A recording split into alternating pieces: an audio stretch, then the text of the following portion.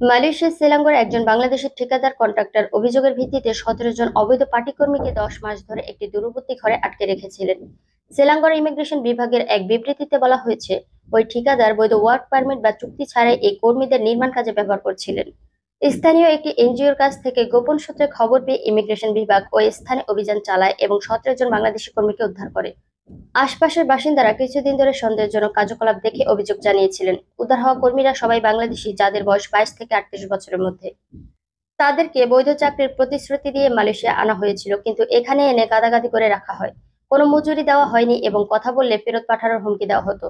সেলাঙ্গোর immigration বিভাগের পরিচালক দাদু হাসান ইউসুফ জানান, অভিযুক্ত ঠিকাদার একজন ৪৬ বছর বাংলাদেশি, যিনি কোনো নিবন্ধিত কোম্পানি ছাড়াই অবৈধভাবে এই কর্মকাণ্ড চালিয়ে আসছিলেন।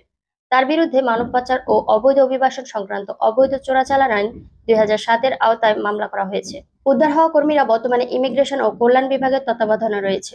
বাংলাদেশ হাই কমিশনের সঙ্গে সমন্বয় করে তাদের নিরাপদ প্রত্যাবাসন ও ন্যায় বিচার নিশ্চিত করতে কাজ চলছে।